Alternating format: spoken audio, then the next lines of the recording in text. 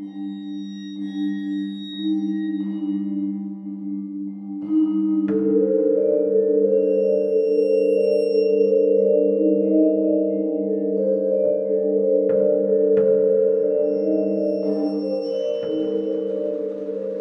hello, and welcome to Al Dente Rigamortis.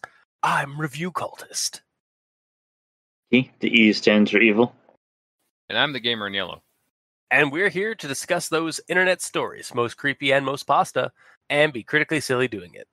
And tonight we have, for another Ichor Falls story, Chateau d'Augustine. So, this one is also, as always, on the Ichor Falls submitted website. It was posted by the admin. Brandon Romack is the author of the story. So let's just dive into the rundown of this little shindig. In a lot of oh-so-fancy and flowery Gothic prose, a vampire by the name of Augustine ventures through his chateau in the early morning. He goes to a room where he has a contraption involving 6 metallic caskets with people inside them. Once he pulls a lever, a weighted pulley system will crush the occupants within and funnel their blood into prepared casks via a pipe system. He does this until both the screaming and the blood flow from his victims cease. Then a group of impish minions begin carting the bodies and the blood to their respective storage and disposal locations. Like the blood goes into an ice box for storage, and the bodies end up at a butchery. Augustine tests some residual blood off of one of the casks and comments, "Ichor Falls, the blood of God serves the children of the night well," before cackling to himself. The end. Is there a That last line. What? He doesn't cackle to himself. He cackles that whole sentence. Oh, okay. Ichor Falls, the blood of God serves the children of night well. Accurate. There you go. There we go. Yeah. See, I thought he cackled to himself. So, like afterward. But maybe that's a grammar situation that we should be. I technically addressing. didn't have one. Well, now you do, even though you didn't bring it up, so it's monkeys. Yeah. I say I technically don't have one because I did learn a new word today. Out of all the words that are in this Flowery Pro, I did learn a word, but I wasn't sure if I should put it in Grammar Inquisition because I've been chastised before. Putting it in Grammar Inquisition by Gamer. Have I? Yes, he was like, I don't know why it's in the Grammar Inquisition. Like... Well, yeah, I guess. I can see why I would say that, because it's not a problem with grammar. But it is a note on something that's in there.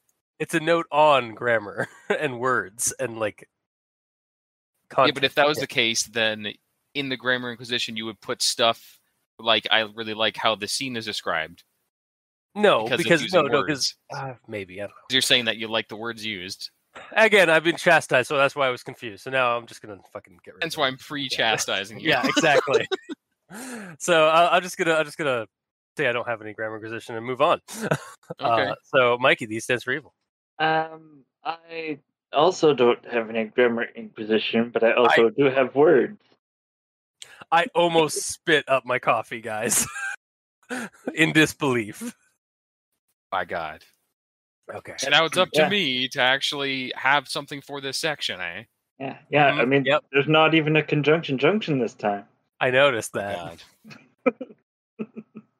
Does that get like a gold star from Mikey then? This is the first time in a long time. Know. It's been a long time. It really has. It's been a long road getting from here to there. Or getting from there to here. Damn it, I fucked up. Anyway, Gamer, do you have anything for Grammar Inquisition? Well, since I have to carry you guys on my back, no, I don't. Actually, yes, I do. Honestly, I do. Okay. Upon the polished tiles of alabaster marble guided... Sorry. Upon the polished tiles of alabaster marble guided... Why do I keep saying guided? It's glided. Yeah, it's glided. Glided. Yeah. Upon the polished tiles of alabaster marble glided a figure gaunt, garbed quaintly. So, for me, I feel like there should be a comma in between marble and glided, because then it would be, upon the polished tiles of alabaster marble glided a figure. Hence why I kept struggling to say that 3 times. You know what? I think we all had the same issue because I remember reading that sentence like once, and it was like, and the first time I did it, it was like, upon the alabaster marble gilded. That's why I said gilded multiple times. Yeah, I know. Because it sounds like it's a description for something that's continuing. But no, it's it's the figure. Yeah, exactly. Yeah. So yeah, comma. Yeah. Would definitely help. I also recall this now. I was like, "What's a figure gaunt?" Glided a figure gaunt. Yeah. Yeah. It's weird. And the next one. He passed tall portals of dark wood lacquered unsparingly with mephitic oils, and stone daises, whose glassy surfaces reflected sputtering sconces, dim flames tossing luridly in the musty darkness. So that's all one sentence. Yeah. It's a little bit of a run-on. A little bit. Mm-hmm. So I basically just chopped it in half. He passed tall portals of dark wood, because there's no comma there, lacquered unsparingly with mephitic oils, period. Stone daises lined the hallway, whose glassy surfaces reflected blah, blah, blah, blah, blah. Okay, I gotta counter that first comma though, because when I heard you say it, to me it kind of almost sounds like he is lacquered in the mephitic oils. He passed He passed tall portals of dark wood, lacquered unsparingly with mephitic oils. Yeah, That's for some how reason it would read with a comma. I know, but for some reason with the comma, like when you added the comma, it sounded like he was the subject of the mephitic oils. I don't know. Might just be my brain right now. Oh, because he passed these portals of dark wood, and then continuing to describe it. Yeah, exactly. Yeah. But otherwise, you would read it as he passed all tall portals of dark wood lacquered unsparingly. It's not a smart. I'm dumb right now. I'm sorry. Like, okay.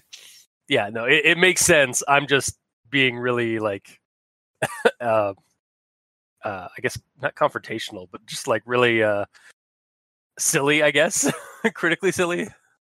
Okay, like he is lacquered in oils. I'm just thinking the broad, like just thinking this like like a gaunt but like well oiled man, like a wrestler almost kind of oiled.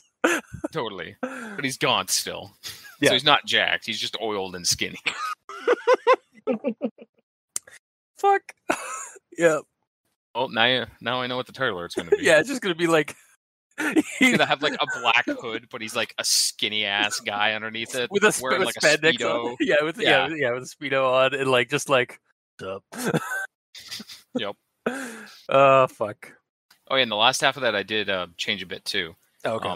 So after the oils, stone daises lined the hallway, whose glassy surfaces reflected sputtering sconces, dim flames, tossing them luridly into the musty darkness. Instead of whose glassy surfaces reflected the sputtering sconces, dim flames tossing luridly into the darkness.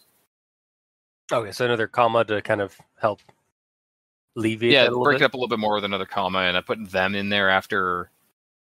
So instead of tossing luridly, it's tossing them luridly. For some reason, that just felt more proper to me. For some reason, yeah. This very much feels like sort of like the story harkens back. Like I mentioned it actually in the rundown. Like this feels very gothic pro. So like the kind of thing that like Edgar Allan Poe would write, like amidst a midnight dreary sort of situation. But I digress. Also, now that I'm thinking about it, the dim flames tossing luridly, it's supposed to be past tense because he passed tall portals. But now the flames are tossing. Shouldn't they be tossed luridly? No, because it's describing like the overall atmosphere of the room he's in, like he's walking through and such. So that means you could just use tense however you want? I don't know. I don't know. Yeah. It don't matter. Okay. That's all I got for Grammar in Yellow. All right. Then I suppose we'll move on to actual thoughts. So. The odd decor of arabesque patterns upon the papered walls gleamed whitewashed beneath the moonlight, which spilled forth from casements draped in blood red. Through these windows, dusty parapets rose ominously against the pink sky, their blackened faces looming over vacant battlements in silent vigil. Hills blanketed in dense wood rolled beyond the stone bulwark, and at their edge sat a small town glowing dimly in the growing light. Okay, so first off, I love the very flowery prose. It's like very flavorful and such. Like very gothic, very like I said earlier, Edgar Allan Poe kind of esque and such like that. But I have an issue with continuity on this on what this paragraph that I just read describes. How is it a pink sky and also has the moonlight casting a bright swath of light through the windows? Like, shouldn't the moon be the only, like it feels like it's saying like the pink sky is generally so like a pink sky is generally like for sunsets and sunrises, and in this case it seems like sunrise, since the small town down on the hill, like down in the hills, is glowing dimly in the growing light, so it means like dawn is approaching. So we're thinking like probably like late, like very early dawn. Yet it's describing the moon as if like it's the only source of like light in the sky, because it's like casting these like pale light down through the windows of this mansion or this estate. Well, it is. Yeah. The sun's not up yet. Only the moon is up there. It's just it's sort of, for me, this kind of clashed like in terms of like the scenery. Like, I guess maybe it's that like you can see the rosy sky, but like it, like beyond like the darkness, like it's in a different direction than the moon, than where the moon's casting. But it just seemed kind of really weird to me. Like, because I guess I had a gamer moment here where I was like, I thought it was one time period, and then suddenly it's another time period. Yeah. Now you know how it feels. Hate it. But yeah, like, and again, I guess it could be like it's just really late, like really late morning. But I mean, honestly, I feel like this should like keep it like either probably even like keep it like just dark, like keep it like in the middle of the night, not early morning where like the sun is rising and stuff. Because like this is a vampire, right? Yeah, the fact that it's about to be dawn has no like bearing on the story at all. Yep. Yeah. It just confuses it. Exactly. Unless it is sunset, because like he's, but that makes no sense either, because he'd just be getting up. Like, how did he get all these people in these casks already? Yeah. And it says the growing light, which means that it's morning. Now that it could be that, or it could be like that, like all the street lights and the house lights and stuff are going on now that it's getting darker. But I immediately, like, that wasn't my go-to. That my go-to was that like it's starting to glow dimly in the growing light of dawn. So, yeah, it has to be. Yeah. Yep. But yeah, that was my first major kind of hiccup with the continuity of the story. It's just and like just like aesthetically, like it's a bit of an aesthetic Just hiccup. the visual continuity of it, yeah. Yeah. But I'll move on to my next one here. The bitterness of a half-century fooled his senses as a knave of time's breath.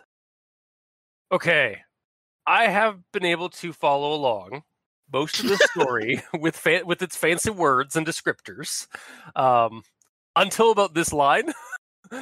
Like, I know all the words that are in the story and what they mean, but I don't know what this means combined. Like, maybe like the odor's scent betrayed their age to him. Like they still had a pungent smell despite not being freshly applied. Because what it's talking about, like the bitterness of a half century, is like he's smelling it. He's smelling in the odor of like the scent, like the oils and stuff of that on, like that have been applied on something. So, like maybe that's what it means. But like, it really confused me. Like especially with like as a knave of time's breath. Like knave means dishonorable person, and breath means a the space between things, like the distance between something. So and sometimes it does mean like a time's breadth. So like the distance between two moments, sort of situation. Like the vampire is a dishonest person that time doesn't really affect because he's a vampire. Oh, maybe it's about him. Yeah. Well, The bitterness of a half century fooled his senses, but like Yeah. so like that's what's catching me off is his as fooling a his knave, senses. like as a knave of time's breadth is what he is. He is a knave of time's breadth. Oh shit! Okay. yeah, and the other thing is that the smell might smell the same as it did half a century ago, Yeah. which is why it's fooling his senses. Yeah. And Okay. it's making him remember the old times. Okay. So he's feeling nostalgic. Mm-hmm. Okay. I think Yeah, there needs to be more words in that sentence to describe that better. Yeah, it does. Like out of all the sentences and descriptors in this story, this one was the one that caught me up the most, I think. Because yeah, like how did it fool his senses? Yeah, like It doesn't specifically say that he's smelling it like it's brand new or whatever. that he's smelling it to remember and remembering like when it was first applied, sort of thing. Even though that was a half century ago, like the people who applied it were dead.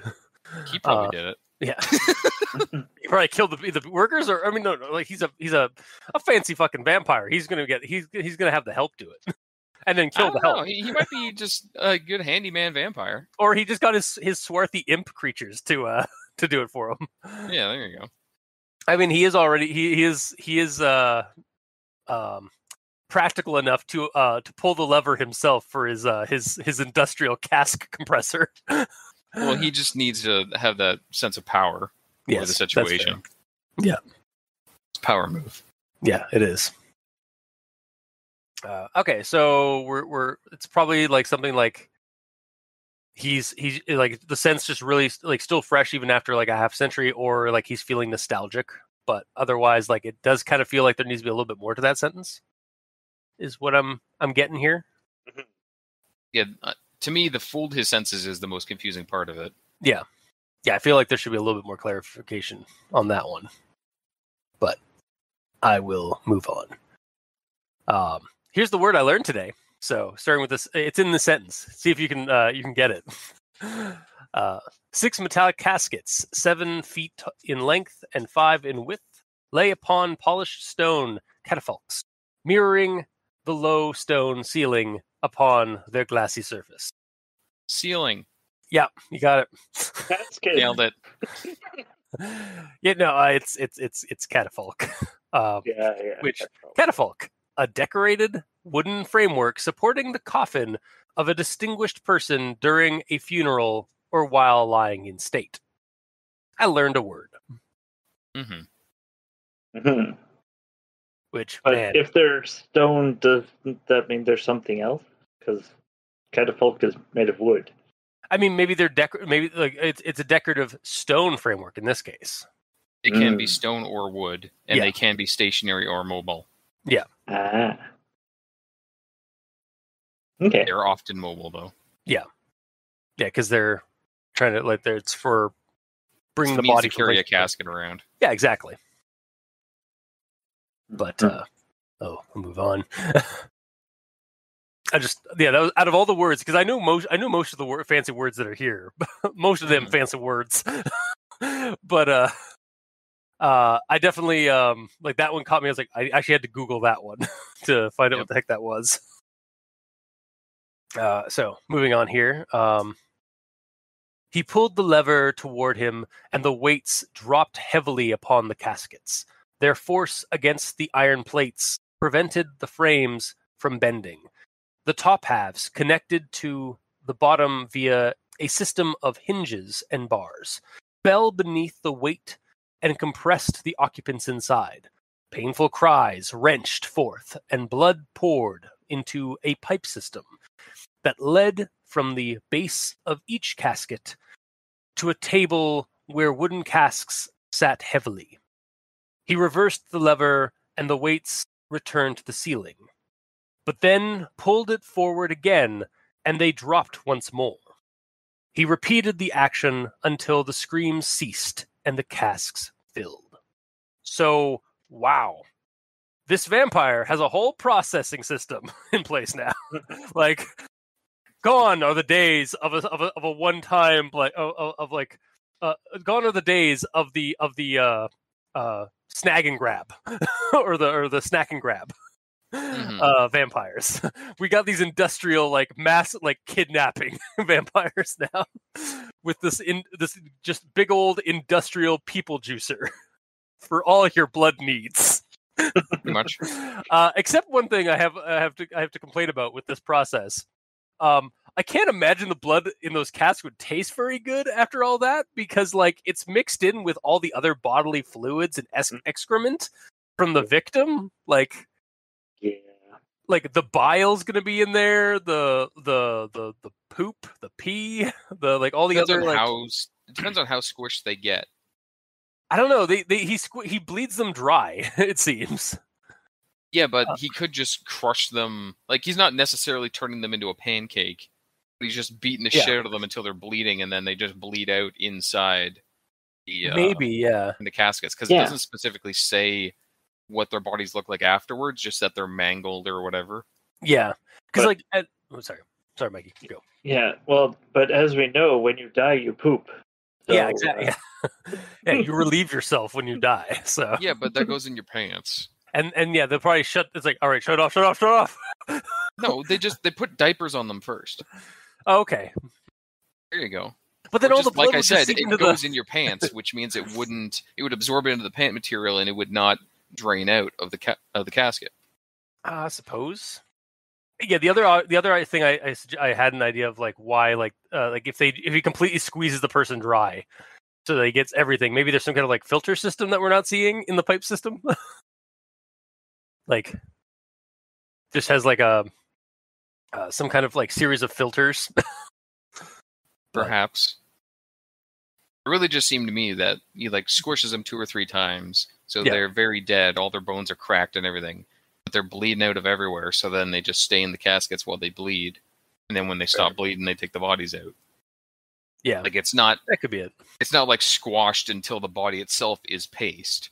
Yeah.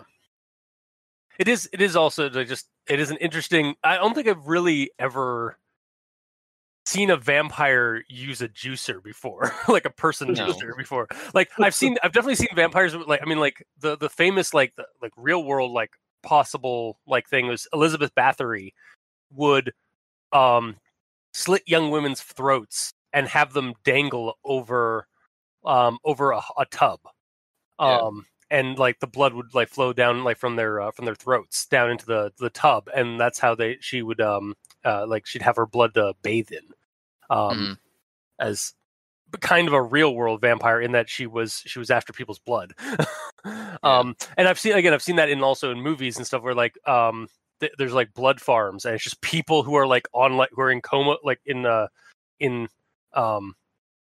in coma, they've put them under into comas, and they just have a couple of tubes siphoning blood from them. They're almost they almost look like they're freeze dried people, but in blood bags. Pretty much. Also, with that whole scene, maybe I heard it wrong, but it seems like there's a discrepancy with the lever positioning, because at the start of it, he gets up to it, pulls the lever towards him, and then it crashes down, and then it says he reverses the lever and they go up, and then he pushes it forward. He pulls and it then forward. They go down again. Yeah, he pulled it forward. Oh yeah. When he pulled it forward, he would be pulling it towards him. But if he pushed it forward, that also goes down. Both sides of the lever go down, and the middle one goes back up. Maybe. Yeah, I see what you mean. We don't really get it doesn't quite give us a clear. I mean, it's not super important for because we get the gist of what he's doing, but yeah, in terms of being much more accurate, we're not getting his exact position when he's pulling the lever back the second time. Because when you're reading that, I was taking note of how it was specifically said it pulled it towards him because of how it describes everything. But the line here, he reversed the lever and the weights returned to the ceiling. but then pulled it forward again. Like pulled it forward towards himself, I guess. So it's like it's stationary, like it's a complete like 90 degrees, like usually, Yes. and then he pulls it toward him to like start it up, and then he pulls it back to the neutral like spot, and then he pulls it. Also, he's pulling it forward, like so he's not pushing it forward. Like, okay, that's that's. Hang on. You're hurting the brain. So it's a vertical lever. Calm down. It's a vertical lever. The first line is he pulled the lever towards him, which is fine. You grab it and you pull it towards himself. And then he reversed the lever, which means he would have pushed it back to the middle. But then it says, but then pulled it forward. So he pulled it. To me, forward is away from you. Yeah, it should be pulled it toward again. Yeah. We just need like... It would be repeating, pulled the lever towards him, but he's doing the same action anyways, so... Yeah. Yeah, and especially since it's a vertical, like it's on a wall, like it's a vertical lever, right? It's not. Oh, is it? It's on the floor. Right, it's on the floor. Sorry, yeah. Otherwise, how would he be pulling and pushing it like that? Yeah, so it just seems like forward just needs to be removed and replaced with toward. To fix that? Or pulled it back again. That works. The direction of forward is the problem. Okay. He is pulling it. Yeah, also, you don't pull something forward, you push it forward. Yes, hence why it should be pulled it back. Unless he's like swinging around the thing and pulling it, like this doesn't work. Yeah, he wouldn't be pulling; he would be pushing at that point to be on the other side. Yeah, so forward needs to be backward. Okay, I understand what you meant, but it's and also pulling it backwards. So that is the direction. Both ways to say it. Yeah, no, I get you. I get you now. Mm-hmm. All right, so. Moving away from the casket, the mass industrial juicer. This is my last bout of actual thoughts. The devil spawns labored, and as a cask passed by, he took his finger along its bloody edge and then ran it across his tongue. Ichor falls. The blood of God serves the children of the night well. He cackled. It does say he cackled at the end. Yeah. So I guess Ichor Falls has a vampire vacationing there now. It's time for the Monster Squad to show up, unless that was the group of rowdy investigative teens in the caskets. Ew. That's just my silly little bit here for now.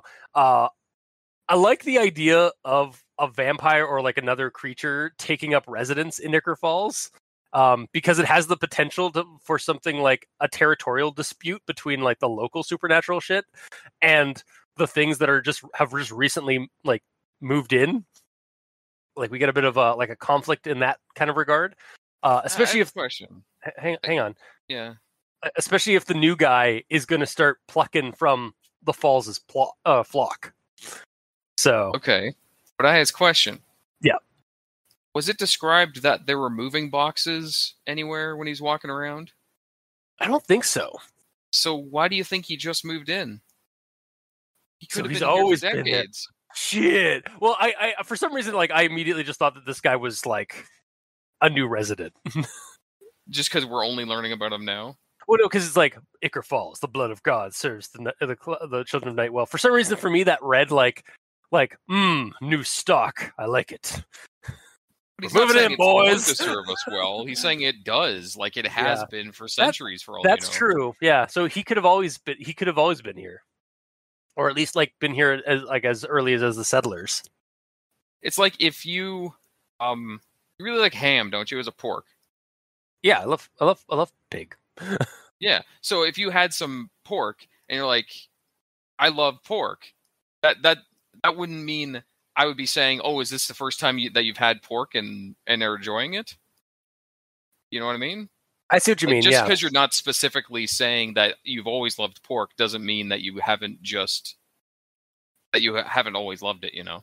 Yeah, I get you.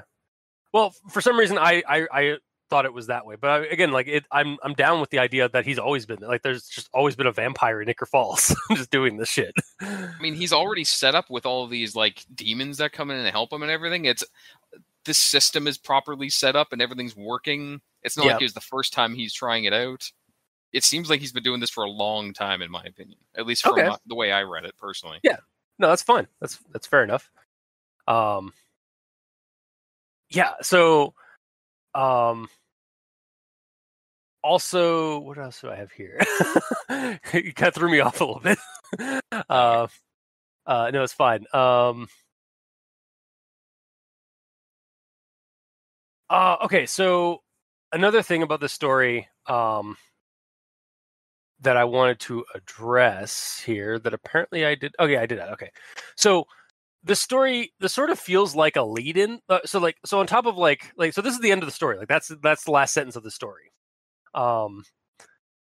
And it sort of feels like a lead-in to something, like see the Monster Squad sort of situation, like the vampire, like we see what the vampire is doing, and now it's up to the group of plucky kids to like figure out how to stop him, sort of situation. Yeah, I can see that. But then the story just kind of ends here, so like we don't get anything more about Chateau d'Augustine. Yeah, this is the intro segment before the cutscene or before the title drop. Yeah, and I mean it's still not bad. Like I'm not like bashing it because it just ends the way it does. Like it's very descriptive and flowery words. And did feels. You just pull a me and say bashing it? I don't know. Did I? You did. No. You said bashing. Bashing. Nevada. Have you been watching that Game Grumps playthrough of Bowser's Fury as well? No, but I think I might have. I've been listening to the Ragnarok guys, and one of their guys does like my dad. Okay. So like, they're also I think also from like New York area. So. Mm-hmm. But, sorry, but please anyway, continue. I didn't mean to bash you. It's fan. Also, no disrespect to anybody who has that like as part of their accent. It's fun. Like we get it. It's super fun. Yeah. I hate how boring our accents are. I know. Wish we had fun ones. I know. What's that about? Right. Anyway, yeah. So like, if this story does feel very gothic, and the Ichor Falls mention at the end, it actually plays into the name of the town, like, because Ichor Falls means God's blood, like, or no, not Ichor means God's blood, like that's the term for the etheric fluids or material that flows through the veins of gods in like Greek mythology and like other parts of Europe. So yeah, Ichor actually does mean God's blood, and that could be on top of being like literal, like he's like taking, maybe these people are like the gods of like Ichor Falls or gods that he's like squeezing the blood out of. But it could also be metaphorical and also in like the Christian sense, in that the vampire is squeezing the blood of God's children, therefore the blood of God, because humans are God's children. So ergo that. Also, people as in like the God's blood as in the people of Ichor Falls, because people are generally noted as the lifeblood of a town. So he's draining the town's blood, basically. Yes. So it might mean nothing. It might mean something else, or it might not mean anything more. But unfortunately, we aren't really given any. We're just kind of here, like, all we're given is to speculate because of the length of the story and the contents. So, and with that one like line, so like it kind of leaves you to speculate what that meant, but not in a bad way. I'm sort of just beating around the bush, I guess. It's just like I like it, but I could see there being some problems with how short it is, but I don't hate it. Like I'm sort of wishy-washy. No, I'm not in final. I'm not even in final thoughts yet. No, I'm not. I'm just this was the end of the story, so like this was part of my actual thoughts. But I digress. That's my actual thoughts, honestly, about the story. So Mikey, these stands for evil. All right. So to do words I had to look up. Oh no. Well, there's only 3. So I looked up more. Yeah. Well, the fourth one, View Cultist already got. So. Oh, nice. So the first one here is casement, which Okay. is a type of window. So I was like, oh, okay. That makes more sense. Yep. With the drapes and all. Mm-hmm. Well, casement's draped in blood red. Yeah, it's the window itself. Yeah. But anything could be draped in something. You can drape a table in a red tablecloth and say the same. Yeah. Mm-hmm. So yes, I get. Yes. The next one is mephitic. So the mephitic oils, and mephitic means foul smelling. So like, oh, that's a good description for the oils. Yep. I actually forgot to look that one up. So did I. I just assumed it's some special concoction and it didn't really mean anything specific. Yeah, I just assumed it was just another descriptor for the oil that it's pungent. So I assumed it was like technobabble, basically. For a specific type of oil, but it didn't have any specific properties. It's gothic technobabble. Yeah. So that gothic technobabble is the necrobabble. Necrobabble, yeah. The also the name of my high school goth band. Yes. Sorry, what was the last one there, Mikey? The last one is skulker. Oh, really? Okay. Which means someone who's roguish. Their diminutive bodies crept about roguishly as skulkers. Start all over. They don't keep any of the progress. And it's randomly generated. Yeah, they're always different. That said, that would be a really cool fucking monster for a game, or for a horror game scenario. It's like, I kind of like. I'm taking that idea. Welcome. Also, damn it. Just the roguelike.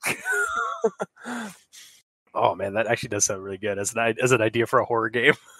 It would have to spawn far away from them, and in the time it takes to get to them, it is quote unquote leveling up in different ways to make the creature different each time it gets to them. Yeah. And always starts out the same, and based on the distance away from them, it gets that many more abilities and stuff by the time it gets to the players. Yeah.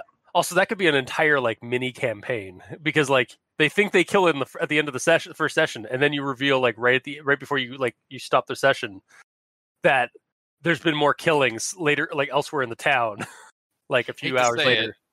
Hate to say it, but get him. Oh god, you're right. It is kind of. Should he be a roguelike? Oh shit! If you want to keep him around forever, it's possible. I did say that he had one edge left. I can just fudge those his mechanics. Just no, he has more edge. I gave him more. That's his secret. He's always edgy. He burned that one edge, yes, but then he dies. But when he's dead, that's fine. But he's reborn. That's part of his power. He gets reborn somewhere else as a different creature and targets a different person. Oh, I do like that idea. So even if he dies, this is okay.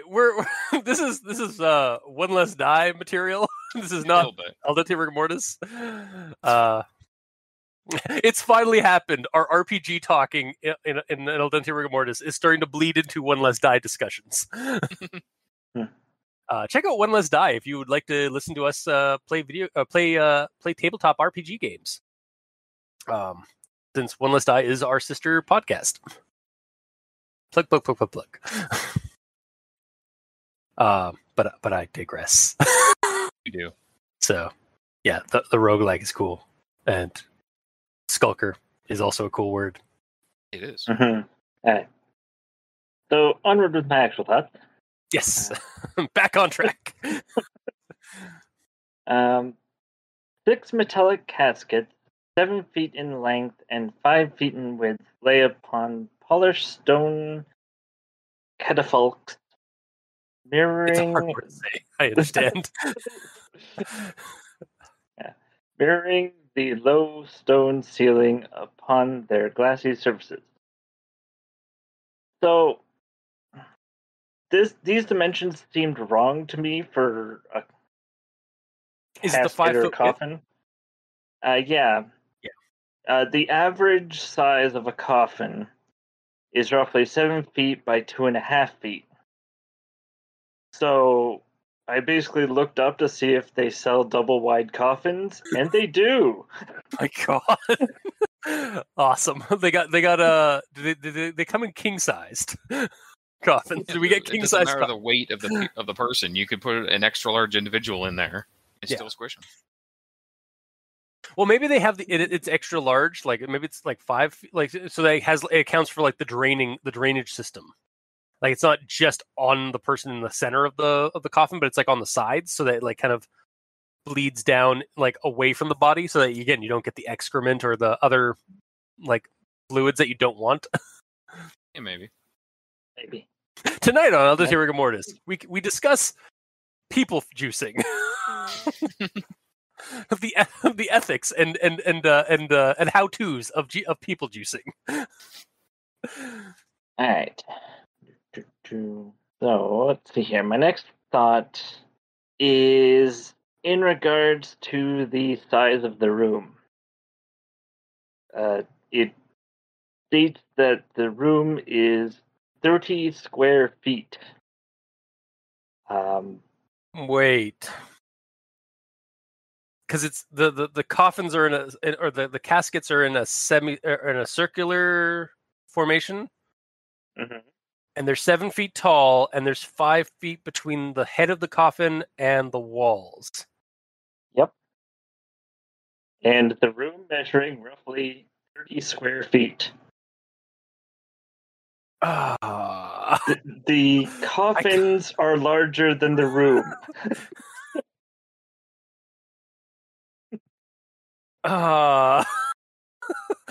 Whoops! Wow. I'm sure what's meant is the room is 30 by 30. Yeah, that's that is definitely what's meant. So it's 900 square feet, but okay, yeah, but because I just looked it up. Like 30 square feet is like 5.5 feet by 5.5 feet. Yeah, which is not. That's a closet. Yeah, he just walked into a closet. Maybe. Oh no! He walked into a closet. Like he actually like there's he walked where the lever is actually in a little closet-sized room, and there's a glass pane that goes into the industrial room that looks out to the caskets. He's like da da da da da da da. Just like hits the button, and then like the little imp creatures are in there, like doing their like skulking around, doing their work, like a well-oiled machine. So he's in the observation and like administrative room for the mass people pulper. But he walks beside one of the coffins and licks it. I know. Well, maybe at that point he walked out of the administrative room and walked in like onto the factory floor. Down. Yeah, exactly, to the factory floor. Or it's a misprint. Mm-hmm. It might just be a misprint. Yeah.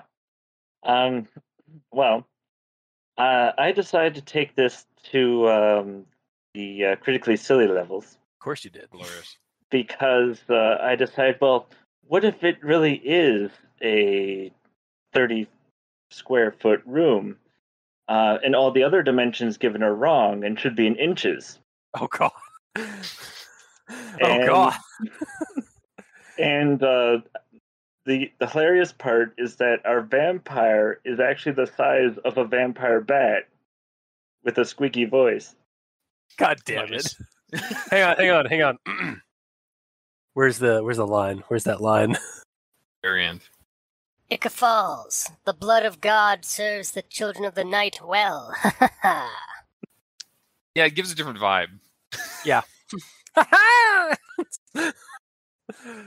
It's a little less intimidating when it's a squeaky voice. So vampires are a thing. It's just they're knee high. they're just bats. They're literally bat people in that they are the size of bats. Yeah, like that's the curse of being a vampire. Is that you can turn into a bat, but you're also the size of a bat. So damn it, Mikey, you're giving me ideas for another story where vampires exist. We've always like, you've probably seen a couple in your life. It's just that you can't distinguish them between regular bats because they're the same size and they fly around the same way. Yep. And the reason that they turn into human equivalents of the same size is because that's how much matter they have to play with. They can't grow and shrink the amount of matter that they have. So They have to make a person made out of the same density of material that there is in a bat. Yeah. Wow. That's why they don't show up in mirrors. Is because they're so small. They're I was gonna say like, i.e., like when they're in human form. They're small, but also because they're so they have so much less mass. They just don't appear in reflections. But I do like that much better. It's much more like Occam's razor. It's like, no, the reason why we don't see them in mirrors is because they're so small. Yeah, the vampire is actually tiny and on the ground in between the glamour of a full-size vampire that's above him. He has like a holographic projection. Oh, it's above him. Yeah, it's one of the. Oh my God damn it! You're taking more notes. This is just gonna be my Night's Black Agents game now. Is just gonna be like, you guys are hunting down a vampire, only to realize that the full-sized human like vampire creature you're hunting is actually just a glamour, and the real vampire is actually just the size of a vampire, a normal bat. So that's like why a couple every of inches. time they take a swing at him with like a baseball bat or something, he just turns into a mist of bats and disappears. Yes, it's just magic up there. He's oh my God. Down there. Yes, that's why they like the mist form and stuff like that. It's just a cover for the small bat to escape. Yep. Oh my God! Wait, so are vampires descended from? So then, in that regard, are vampires just a subspecies of like the fair folk and like the little people from like fairy folklore and such? Are they just Slavic or Eastern European versions of like what the fairy folk are in like Ireland and like in the British Isles and such? Or they're just like magically uplifted bats? Wait, are all or everything like are all like so like we got, you know, like how we have like, so the fairy folk and whatnot in like the British Isles and Ireland and stuff like that, and they're generally like small, like leprechauns and so they're all pretty generally like really small. And then in the north we got like dwarves and stuff like that up in like Iceland or like Norway and all that kind of stuff. They're also very small and diminutive. Are all the supernatural creatures actually just diminutively sized creatures, like people? Like just like super small, like micro men or micro humans? Sure. I don't hate that. I kind of like that idea of just like a globe-trotting monster hunting game where you just where you're just hunting like just inch-sized people. like supernatural beings. Like they're all like the vampire myth is actually just like that's the vampire conspiramid, is that they're actually super small and they just like use magic and illusionary magic to like make themselves look a lot bigger. Yep. Wow. Also, I do like the idea of vampires, in fact, just being a magical type of bat. Just uplifted bats. They're actually not. There's actually no humans that turn into bats. They just drink. They're just like a magical set of creature that just feeds on human blood. But they also know illusionary magic. Yeah. Oh, of course. Yeah. Exactly. Well, that's part of their magic about them. That's what makes them magical creatures. Fuck, I don't hate that. There's so many ideas that we work with here. Damn you, Mikey. Damn you straight to hell. Yeah, I help too. Can I be damned too? Yes. Always. But yeah, sorry. We keep straying from the path. Mikey, do you got what else do you got? I don't think we should apologize for his notes coming up with interesting things for us to comment on. I'm not apologizing for art. I'm apologizing for the fact that we keep straying away, like we keep going on to tangents. So, but that's just because his notes are so good. I mean, that's true compared to other notes like mine, where it's like, "Yep, okay, moving on." Or like mine, where it's like, "I learned a word today." Yeah, But please continue. Yes. So yeah, continuing on this thing, it is confirmed by the author that he did make a mistake, and it's supposed to be 30 by 30. Oh, okay. Oh, in the It's comments? In the comments? Yeah, it's in the comments. And he does also mention that he plans on making several installments that will shed light on this mystery. Yeah! Sorry. Oh, is this a new release? No, No, it's not a new It's release. All right. from 2008. He said he'll have it hopefully ready in a week. So Hang on, I gotta look up this guy and see if we can find him. Like, see if he's done more stories elsewhere. Maybe then, like Yeah, maybe we're talking like he hasn't already done it. Maybe he has. yeah, yeah. Well, we'll have to do some searching to see if we can find more of Brandon's stories, or see if he did indeed like make more or like add more contribution to it. So, because again, like there's a lot of potential here. Like it's really well written. It's just it ends like kind of abruptly. And the one thing that sort of strikes me is that the author comments in the comments saying, "Oh yeah, I made a mistake," but he didn't edit the story, so I wonder if he has no say over editing stories. Yeah, he might not have the Well, no, editing because privileges. admin posted it, not him. Yeah. So he might not just have. He might just not have admin or privileges like for editing and stuff like that. Mm-hmm. So it's up to See if I Ichor can Falls find- itself to fix that. Yeah. Anyway, that's into my actual thought. Okay. Then we move on to Gamer. Alrighty. So my first note is basically just all the things that I looked up because I was reading the story, and I like medieval things and all that. But reading this made me realize I don't truly know the meanings of certain words that I've heard many times before. Like I kind of know them. I knew them enough that I could have read this story and still understood what was going on. But specifically to get a proper visual, I did not know. And I'm assuming with most of these, you guys did not know as well. Like, tell me exactly what an arabesque pattern looks like. It's so I believe it's a white like marble, like sort of like the veiny marble sort of pattern. Nope. You're thinking of the alabaster that was up there. Arabesque. Arabesque is different. What is it No in the Googling. sentence? What's it? No Googling. I'm not googling, but what is it in the sentence? Like, what's it describing in the sentence? It's a pattern. You're just stalling so you can Google it. No, I'm not.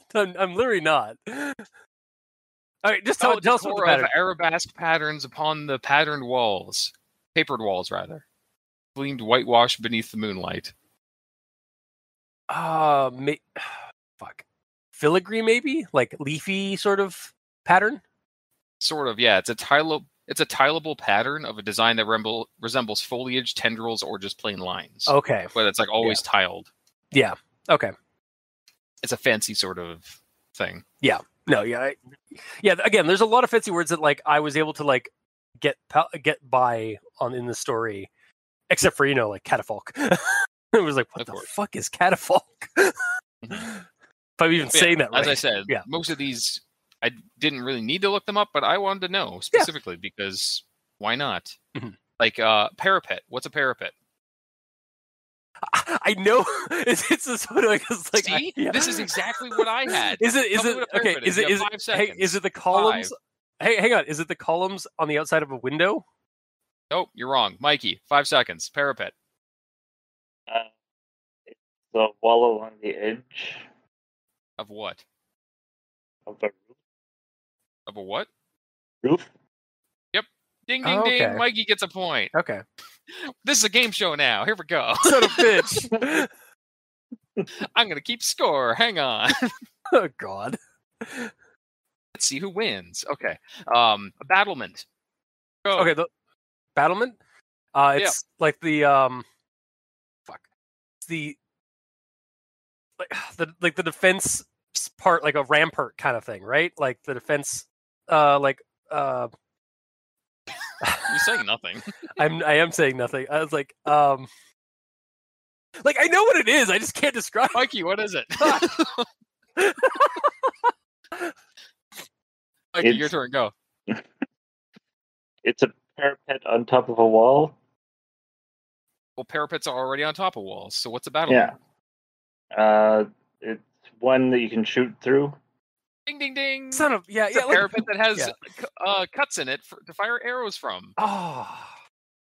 See, I know what these are. It's hard for me to describe it. But yeah, okay. I get the point. Bastion? Or a what's a what? A bastion or a bulwark? Fuck. I am failing my fucking art history classes right now because Mikey, I was told those. Well, Bastion is actually a really fun video game. Ding, ding, I'm ding. not talking about a video game. You're stalling.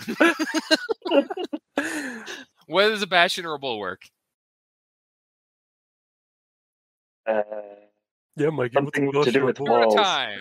What was it? Something to do with walls.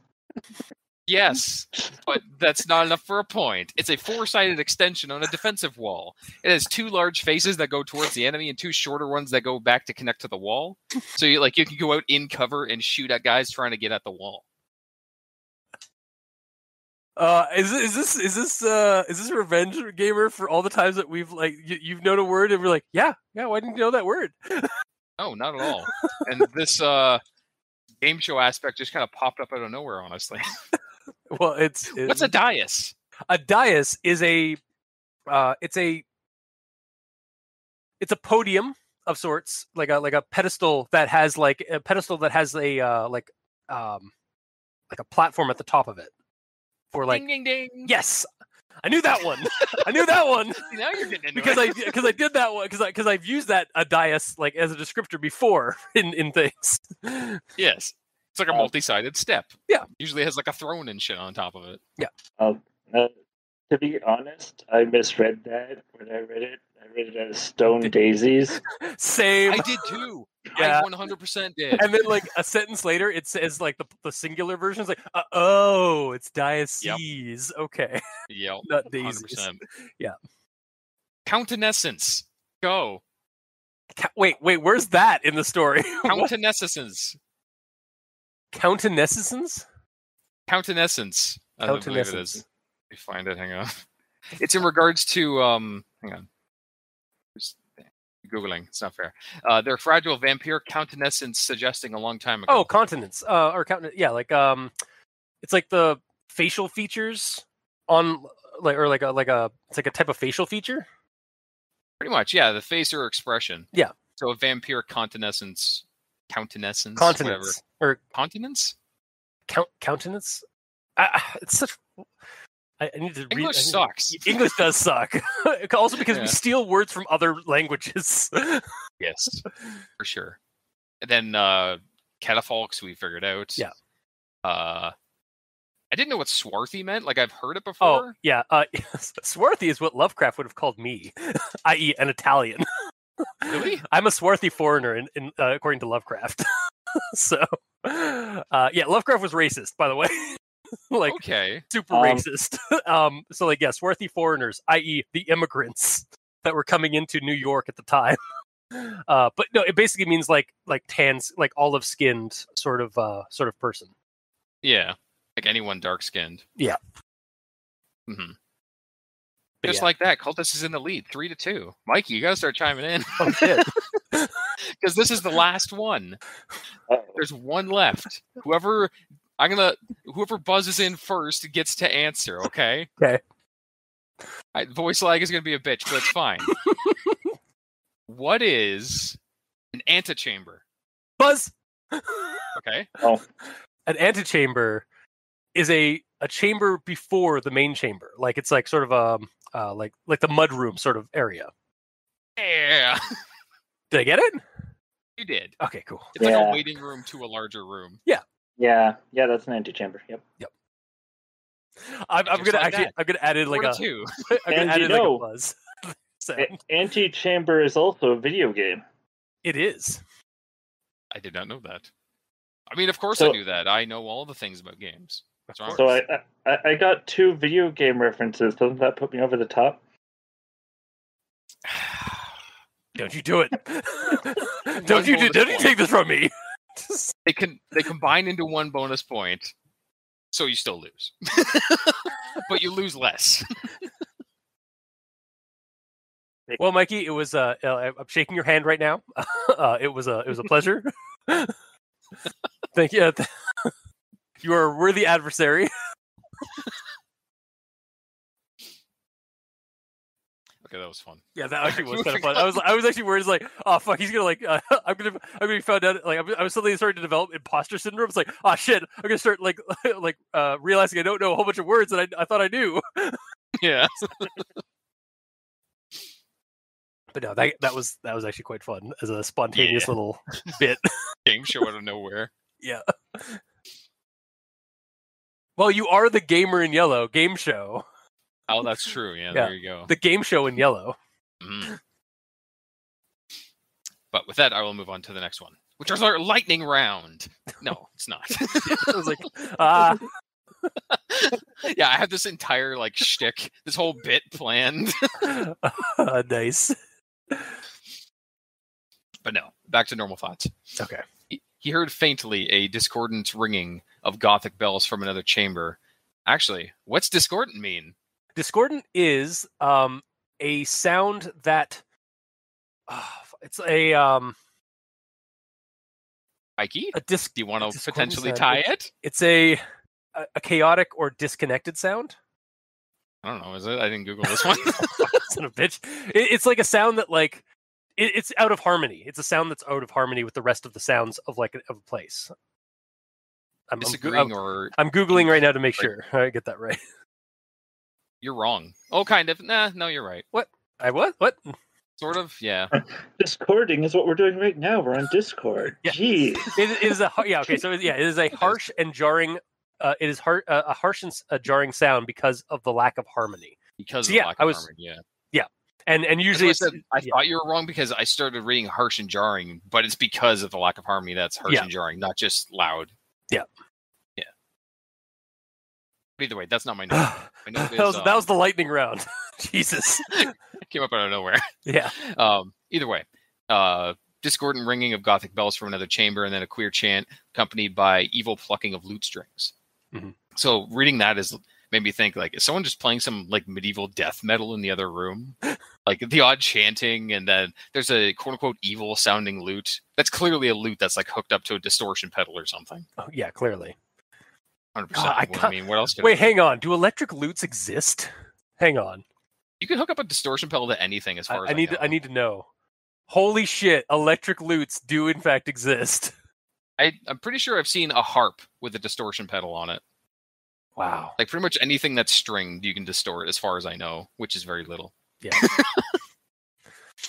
I didn't mean to say yeah right there when you did that. Sorry. I didn't mean to say that. That's fine. That wasn't meant to agree with you. I was agreeing with the fact that anything with a string with strings could probably be plugged into something like that. So indeed. My next one, his thin lips melted into a tight line as he entered the room. Might want to open a window or two. It's a little warm in there. Wait. His lips literally melted just from walking into the room. Damn it, God. It's a descriptor word. I'm aware of that. Okay. I'm being critically silly. Damn you. No. You see, he actually has some candy lips, and they melt. Because they're wax. Oh, I see. Yeah, his face is it's been rotting off over all the years, so he has a wax face put on. Yeah. And in this area it's just really warm, so it starts melting. Man, it's a good thing they did not use waxin as a description for his face expression. You guys would be all over that. Yeah, probably. My next one, their diminutive bodies crept about roguishly as skulkers do, and their long devil tails swung violently, while greedy fingers grasped clumsily about the casks and mutilated bodies. So the vampires are working with actual devils? Yeah. My first question was why? But then I thought I guess just as janitors, basically. Yeah. Because that's what they're here for, right? Just to clean up. Because I suppose they can't be bothered to clean up their own messes. And they can't have humans do it because the humans are food. Exactly. Yeah, no, it's I was at first I thought that he was just some swarthy people. Like again, he just got some Italians or some Greeks in there helping him out, like some immigrant sort of help.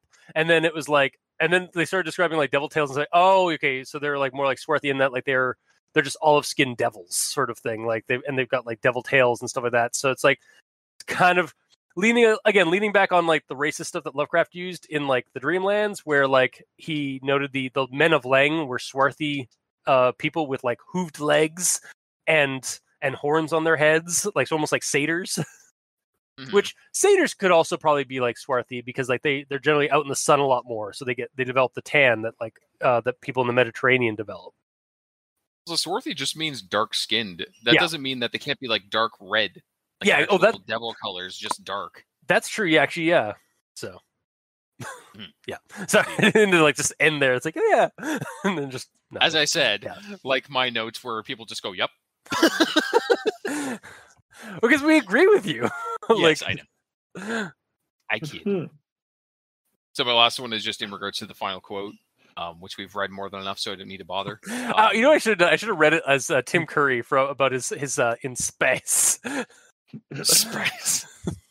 Where would you space it? Okay. Ichor falls. The blood of God serves the children of the night. Well. Because otherwise it would be, well, at the very end. Yeah. Actually, it's like, Ichor falls. The blood of God serves the children of the night. Wow. No, you forgot to put in the little laughing fit he has before the last line. Yeah, that's true. Yeah. It doesn't quite work as well. Yeah. No, it doesn't work quite as well. Either way, my questions on that were sort of basically what you guys were saying before. Curious as to what he means, whether or not he means the citizens of Ichor Falls have a lineage traced back to the gods directly, or like hell, do they have some non-humans in the coffins? Because it does say that they're 7 feet tall and 5 feet wide, so they could be making accommodations for something potentially not human as well. Yeah, or it could also be a reference because again, Ichor Falls, called Blood of the Gods. Well, like the town also has like all these little bits of Shining One, like all in it, right? Like the river is literally the Shining One's blood, or the mist conceals Shining One's soul. Like the bones are blackened and turned into the iron in the ground, like. So it could be that like maybe there are, and again, like the Shining One, like and the gods do hold some kind of sway in Ichor Falls over the people. So yeah, it could be that the people themselves, like he's gone after some of the people that are part of like some of the various cults or whatever in the town. Perhaps. But yeah. Also, I have another... Sorry. Yeah. I have another note. I forgot to actually make a note of, though. In regards to the caskets themselves, the contraption things, it says that the top halves connected to the bottom via a system of hinges and bars fell beneath the weight and compressed the occupant inside. So it's saying like hinges. So is it like the top part of it like breaks down into the human inside, and then it snaps back up? Because like it hinges because it hinges because the weight of because it uses a heavy weight to press it down that again gets pulled up. So maybe like that. But so it's basically just pushing. What I thought is it's like you have a steel. Imagine hold up your phone and then imagine there's 4 rods like a rod coming down from each corner. Yeah, and then there's a base plate, and then the human is sitting in between. And then the weight comes down and pushes the phone down on the rods, and the rods come through the top. Yeah. Like a press like that, and then it comes back up, and then that just keeps happening. That's what I thought happened. But it's saying that there's hinges as part of it, and hinges don't do that. They bend.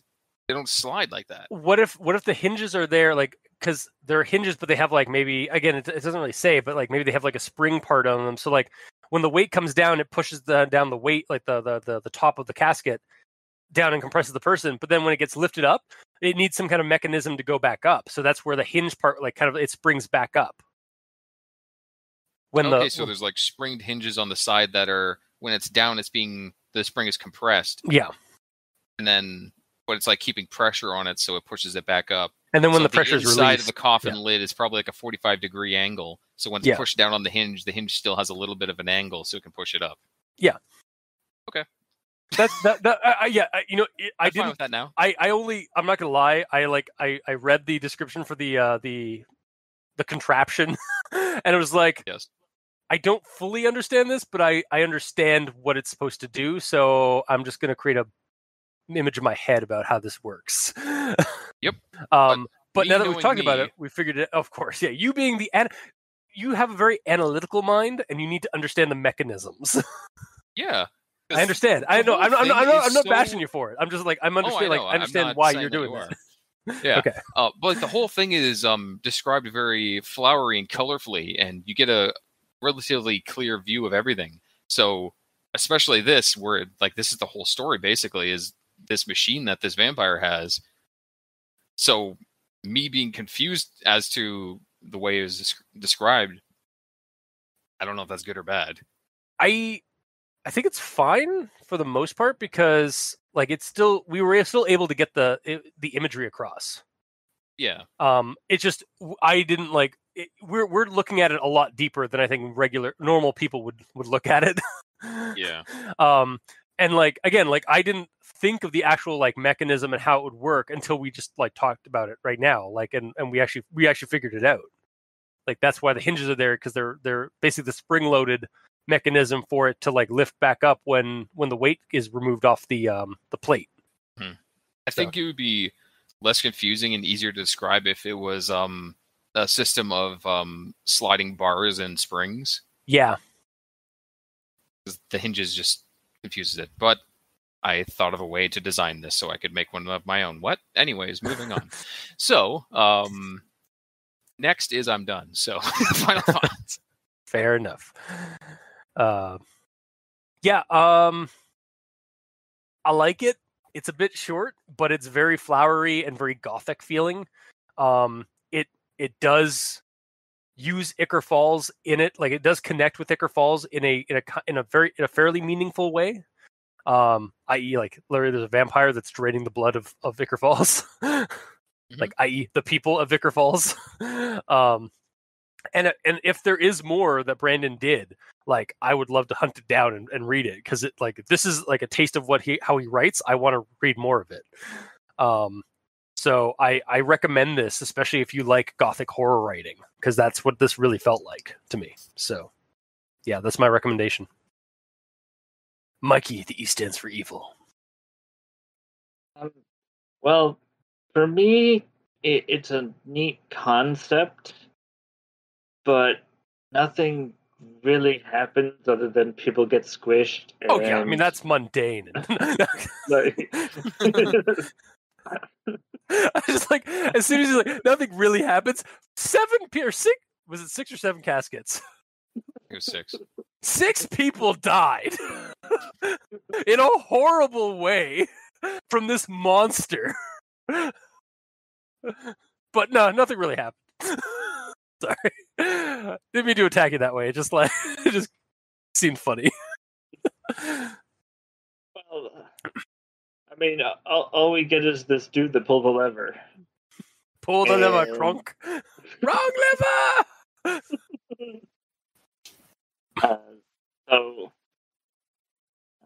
To me, I can only give this a partial recommendation, and that's because there might be more, but we don't know because we haven't found it yet.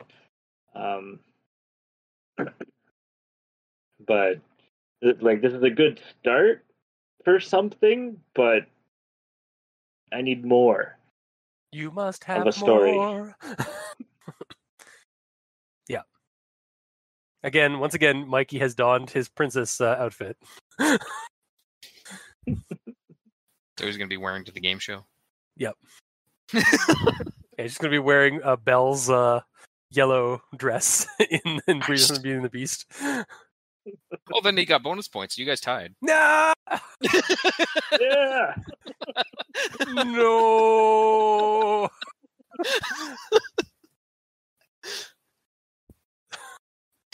I'm the architect of my own destruction. You really are. You know what's sad? It took me 5 whole seconds to realize why he got points. Guys, I am on 1 cup of coffee. I am sorry. Yeah, it's true. It's fine. You've made it through. Oh, man. Okay. All right, so it's my turn then. I guess, Yep. yeah. Okay, cool. For me, I guess I'll give it a partial recommendation. The descriptions of things were very wordy, and I could have read this whole thing and got the gist of it without Googling things, like I said. But doing so didn't ruin it for me. Like, sure, I had to pause the story a lot to learn all these words, which broke up the flow of it. But the story is short enough that it wasn't a grueling experience to do so. Yeah. I feel like you could have read the whole story and then gone back and read and looked up those things too. I don't like rewriting things I've already designed. I mean, rereading, not rewriting. Sorry. You said rewriting. Yeah. Oh, okay. Wait, did you write redesigning, redrawing the image in my head, is what I'm saying. Okay, yeah. I get you. Sorry. So when I read a sentence I don't understand it, I need to figure out that sentence before I can move on. Gotcha. Either way, I do like that there's a very specific and brutal system that the vampires are using to farm blood. I'm not sure it's the cleanest method to do so, but again, I suppose it's quicker than just bleeding them out or draining them personally. Mm-hmm. I do wonder why he's doing it though, like just for convenience. Well, again, a lot of time in vampire lore, they treat blood they treat blood almost like wine. So it's like basically they have a wine cellar, but instead of wine, it's blood, like in the casks. Well, okay, but him doing this and him like industrializing this almost seems like he needs to speed up the process, which means that more people are going missing, which means it's easier for him to get caught. Maybe, or he just he knows, like, again, Ichor Falls just don't care. Like, look what they do to like people. Like, maybe it's those tourists that go into the Stillwood that like the townsman's like, oh, we don't go near there. We're not going to warn those people that go into the Stillwood and go missing, but we're not gonna do anything about it when they do go missing. Yeah. Like, again, the town doesn't really seem, again, it's like a creepy town that doesn't do anything about like the weird missing people situations. Like Derry in Maine, where Pennywise has control over the town, so that he doesn't like people just turn the other way when Pennywise kills somebody. Like that literally happens in It. Was like somebody like literally just like they just turned away, they just walked away as when one of the characters was being attacked. So so it could be like maybe that's his hold over the town. Like he just also like does that. It's also like, again, in vampire lore, like they're kind of like an aristocracy, kind of like rich douchebags. So like he doesn't want to just drink. He doesn't want to just hunt anymore. He wants to have a supply that he can just dine on. Mm-hmm. So or that might be the reason. He gets bored of hunting a certain way. So that's this century's. This decade, he's going to be doing it through the presses, and overall, like I said, I'll give it at least a partial recommendation. It's vampires, which is kind of like a hit or miss sort of thing. You either love them or hate them. Yeah. Rather, you either hate them or you are like ravenously way into them. So I guess it's kind of hit or miss. I mean, because I like vampires, but I'm not like super obsessed with them. So I'm kind of in the middle again on that. Okay. Like, suppose there is a middle ground then. Yeah, like I mean, I understand where you're coming from, because again, like because of like the 80s, 90s. Well, let's be honest. Because of the 20th century, vampire literature has definitely created a fandom that is super obsessed with these with these pasty fanged boys or girls. Who didn't exactly help. Yeah, well, even before Twilight, let's be honest, Anne Rice made the hunkable vampire in with her whole Vampire Chronicles series. So like it wasn't it didn't start with Stephanie Meyer. It was definitely Anne Rice helped that whole thing through the 80s and 90s. I mean, even Stephen King wrote a bunch of novels about vampires lurking in Maine. So, like with Salem's Lot and Jerusalem's Lot and such. So, I feel like out of all of these stereotypical creatures, though, vampires are the ones that are overdone for sure. Like between werewolves them and all that, but I think it's a toss up really between vampires and zombies. yes, I think they definitely share almost the same ranking or tier, followed by werewolves, and then my personal favorite, which are the homunculus Frankenstein monster, and also the creature from the Black Lagoon. Like Fishman. Are there that many lagoon monsters? Fishman of Innsmouth. The creature from the Black Lagoon, the creature from the Black Lagoon returns, the creature from the Black Lagoon is among us. You can't just keep listing the same creature. It's like, yeah, there's so many different types of Jasons. There are a crap ton of like the second one. There are a crap ton of reptoid monster like men creatures in like folklore and also in movies and stuff like that. Or The Shape of Water, where Guillermo del Toro just basically like, what if fishmen fucked?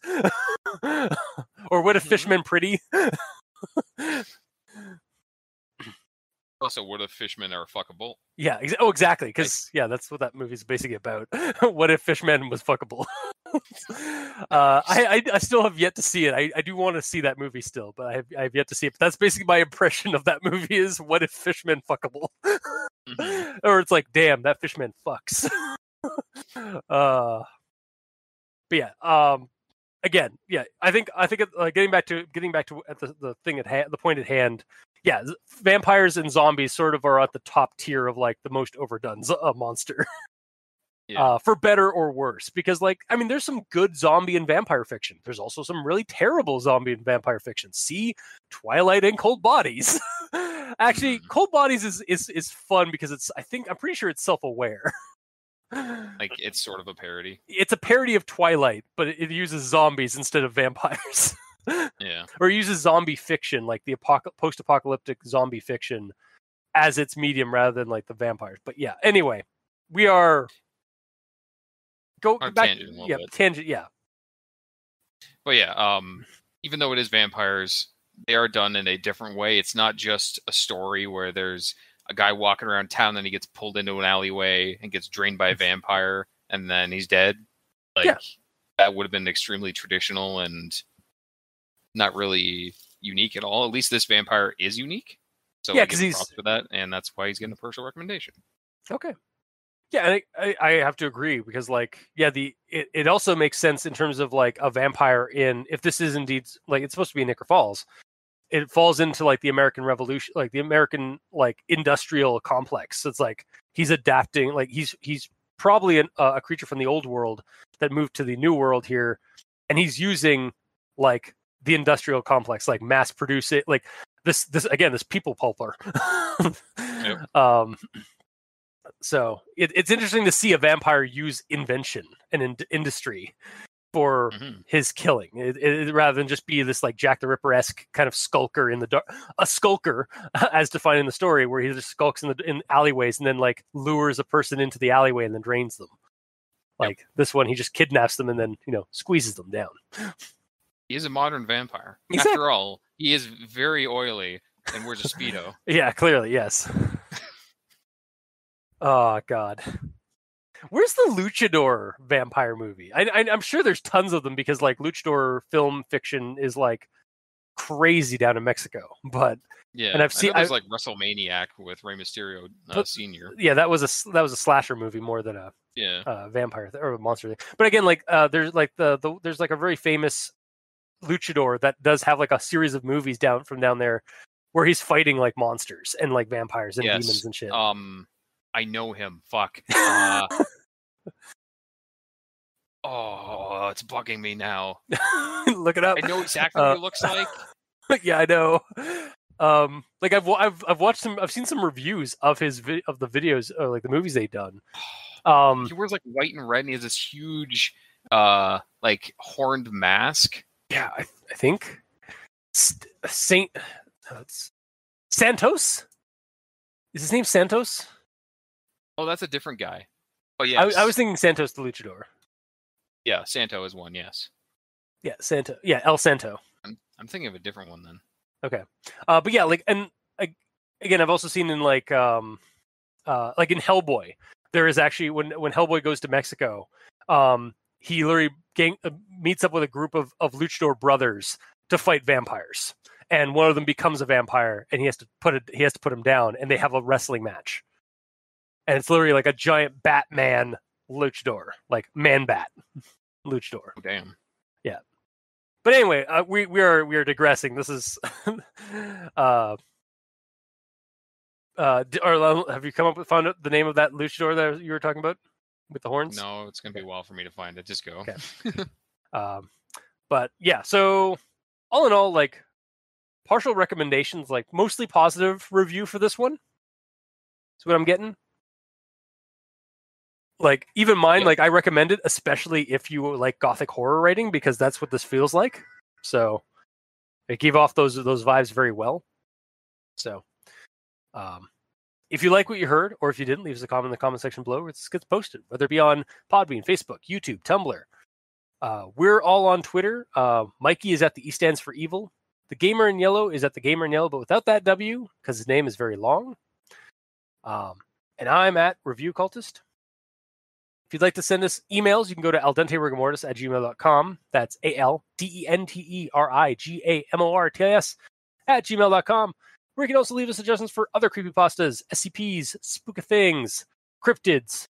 And we'll take a look at them, we'll read them, discuss them, and post them for the show. If you'd like to help support our show financially, you can go to Patreon. Look up Al Dente Rigor Mortis and select the backer tier you'd like to support us at. We have $2 and $5 tier with special episodes, early access, content. For our patrons that are helping support the show, thank you immensely. You're helping keep those hosting bills at bay. And as always, we very much appreciate that. And to our listeners and the authors of these stories, thank you immensely, because without your listenership, it would be like screaming into the void.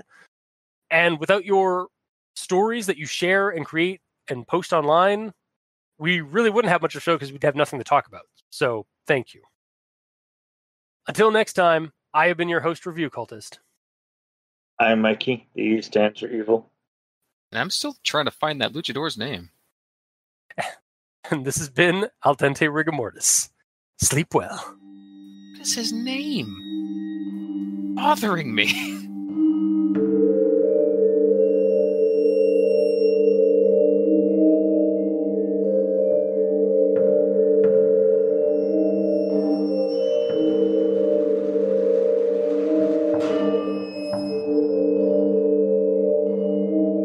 There's a guy that was named Fishman and Japanese Pool Boy. Wow.